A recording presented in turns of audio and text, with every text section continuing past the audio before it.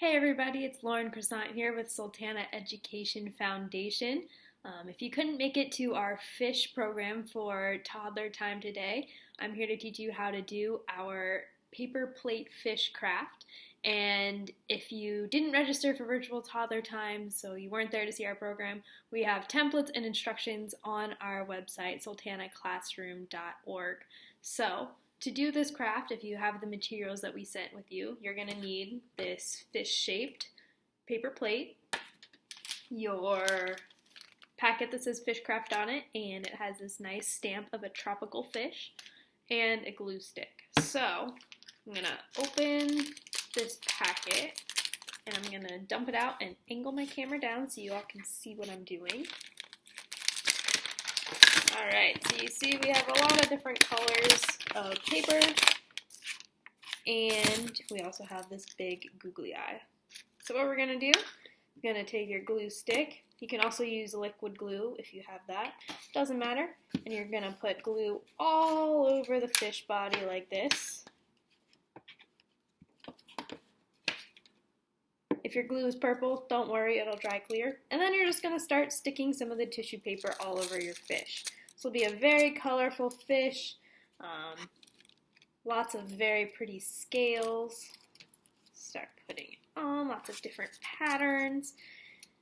And that's the cool thing about fish. They come in so many different sizes and shapes and colors, especially when you get to the more tropical areas.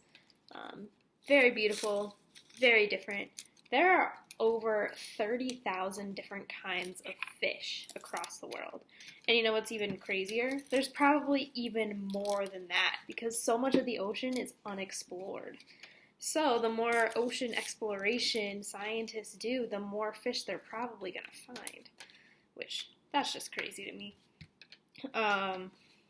Looked up some more fish facts for you all today while we are doing this craft. The smallest fish is the Philippine goby, and it is about as long as your pinky fingernail. That's about from here to here. That is so tiny. Look up a picture of them. Oh, they are so tiny. So while you have fish that are that small, you have the biggest fish, which is called the great whale shark. So huge. Fish are as big as your little fingernail to as massive as a shark. So much diversity there, so many differences, but they're all still fish. The cool thing about fish, they can breathe underwater because they have these special things in their bodies called gills. They take water in through their mouth, and then the gills takes the oxygen out of the water so they can use it.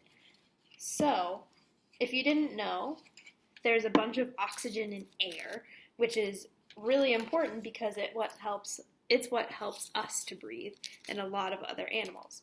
But we just have lungs, so we can use the oxygen. Fish don't have lungs, so they use their gills like I talked about earlier. I also looked up some corny fish jokes for you all. So here we go. What does a shark eat with a peanut butter sandwich? A jellyfish. Gets me every time. Another favorite. What does a shark say after eating a clownfish? That tasted a little funny. They're so great. I love them. Another, I think our last fish joke while I finish adding more scales to this fish. It's getting pretty covered. What did the clam do to hide from the fish?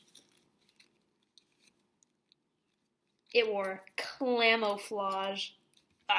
Kills me.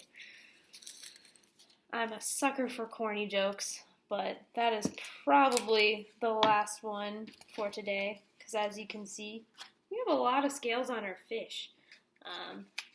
If you're feeling more creative, you can put more along this outside rim. I decided not to. I just like how this looks a little better.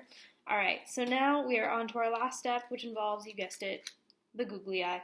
So you're going to take your glue stick and add a bunch of glue right on top of the scales, above the mouth, right where the eye would be. And then you're just gonna stick it on and hold it. We can do a little bit of a count to make sure we're holding it long enough. So we'll go 1 fish, 2 fish, red fish. Oh, I don't know how to count. Blue fish. If you don't know that story, it's by Dr. Seuss. Look it up. It is a very entertaining read. All right, so I may not be the best at counting, as evidenced by my counting with colored fish, but I think we've held it on long enough. If you want, you can hold it longer. If not, that's also fine. It can also set overnight. So here we have it, our model of a fish. Look at it. Then you can just kind of swim along with it, hang it up, do whatever you want with it. I just don't recommend putting it in water because paper plate probably won't do too well. All right, thanks for joining me.